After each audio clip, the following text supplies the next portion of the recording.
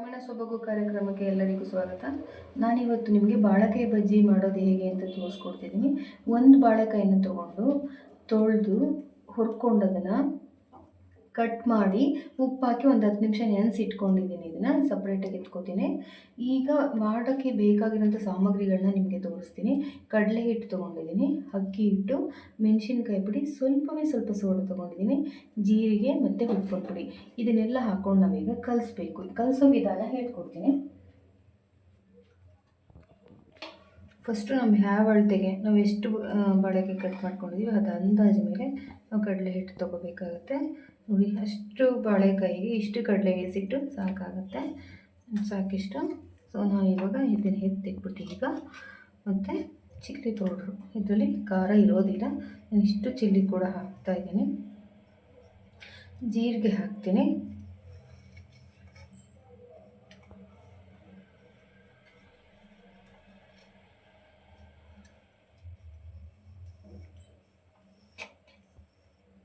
Next ಅಕ್ಕಿ ಹಿಟ್ಟು ಇಷ್ಟು ಬೇಕಾಗುತ್ತೆ, ಇಷ್ಟು ಹಾಕ್ತಾಯಿದ್ದೀನಿ ನಾನು. ಸ್ವಲ್ಪ ಅಕ್ಕಿ ಹಿಟ್ಟು ಹಾಕ್ತೀನಿ ಅಂದರೆ ಸ್ವಲ್ಪ ಕ್ರಿಸ್ಪಿನೆಸ್ ಚೆನ್ನಾಗಿ ಬರುತ್ತೆ.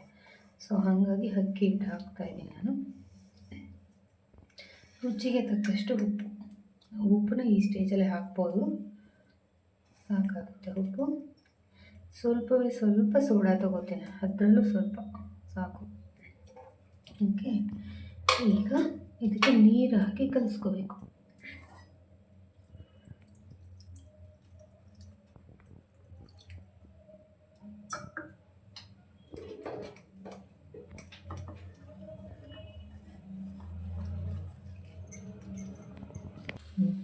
ನೋಡಿ, ನಾವು ಈ ಸ್ಟೇಜಿಗೆ ಬೀಟ್ ಮಾಡ್ಕೊಂಡಿದ್ದೀನಿ.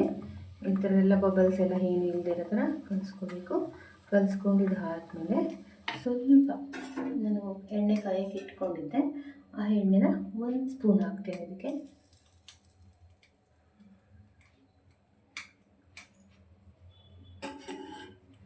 ಮತ್ತು ಕಲಿಸ್ಕೊಳ್ಳೋಣ.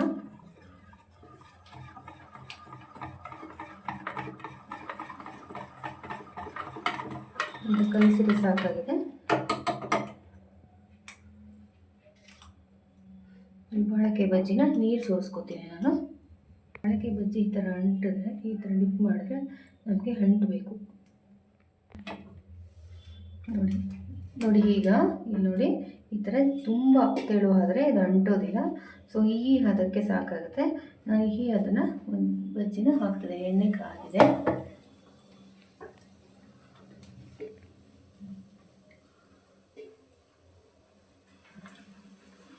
ನಾನು ಸೋಡಾ ಜಾಸ್ತಿ ಹಾಕಿಲ್ಲ, ಅದು ಹೆಲ್ತಿಗಷ್ಟು ಒಳ್ಳೆಯದಲ್ಲ ಅಂತ.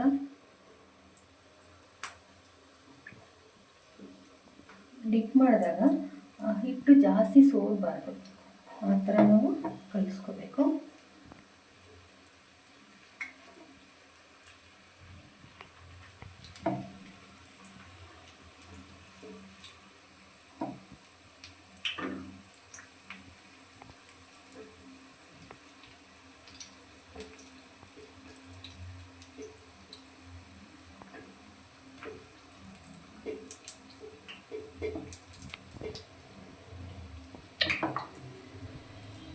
ಬೇಯ್ತಾ ಇದೆ, ತುಂಬಾ ಹೈ ಫ್ಲೇಮ್ ಹಾಕಿಲ್ಲ.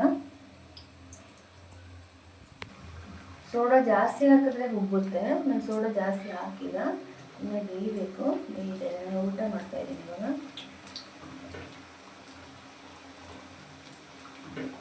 ಸರ್ಕಲಾಗಿ ಕಟ್ ಮಾಡ್ಕೋಬೇಕು ಅಂತ ಏನಿಲ್ಲ, ರೌಂಡ್ ಆಗಬೇಕಾದ್ರೂ ಕಟ್ ಮಾಡ್ಕೋಬೋದು, ಅಲ್ವಾ ದೊಡ್ಡದಾಗಿ ಉದ್ದ ಬೇಕಾದ್ರೂ ಕಟ್ ಮಾಡ್ಕೋಬೋದು. ನಿಮ್ಗೆ ಯಾವ ಶೇಪಲ್ಲಿ ಇಷ್ಟ ಆಗುತ್ತೆ ಆ ಶೇಪಲ್ಲಿ ಕೂಡ ಕಟ್ ಮಾಡಿಕೊಂಡು ನೀವು ಬಾಳೆಕಾಯಿ ಬಜ್ಜಿ ಮಾಡ್ಬೋದು.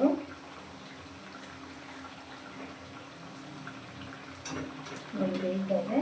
ನಾನು ನಿಮಗೆ ಲಾಸ್ಟ್ ಟೈಮ್ ಒಂದು ಕ್ವಶನ್ ಕೇಳಿದ್ದೆ, ಹಣ್ಣು ಶ್ರೇಷ್ಠವಾದದ್ದು ಮತ್ತು ಅದು ಪೂಜೆಗೆ ಇಡಲ್ಲ ಅಂತ ನಾನು ಹೇಳಿದ್ದೆ. ಅದಕ್ಕೆ ಕಮೆಂಟ್ಸಲ್ಲಿ ಯಾರೂ ಕೇಳಲಿಲ್ಲ. ನಾನು ನೆಕ್ಸ್ಟ್ ವೀಡಿಯೋದಲ್ಲಿ ಆನ್ಸರ್ ಹೇಳ್ತೀನಿ ಅಂತ ಹೇಳಿದ್ದೆ, ಈಗ ಹೇಳ್ತಿದ್ದೀನಿ ಅದನ್ನು. ಅದು ಹುಣಸೆ ಹಣ್ಣು, ಅದು ಪೂಜೆಗೆಲ್ಲ ಅಂದರೆ ಪೂಜೆಗೆ ಇಡೋದಿಲ್ಲ, ಅಂದರೆ ಪೂಜಾ ಪದಾರ್ಥಗಳನ್ನೆಲ್ಲ ಬಳಸೋಕ್ಕೆ ಯೂಸ್ ಮಾಡ್ತೀವಿ. ಶ್ರೇಷ್ಠವಾದ ಹಣ್ಣು ಅದು. ಸೊ ಆನ್ಸರ್ ಈಸ್ ಹುಣಸೆ ಹಣ್ಣು.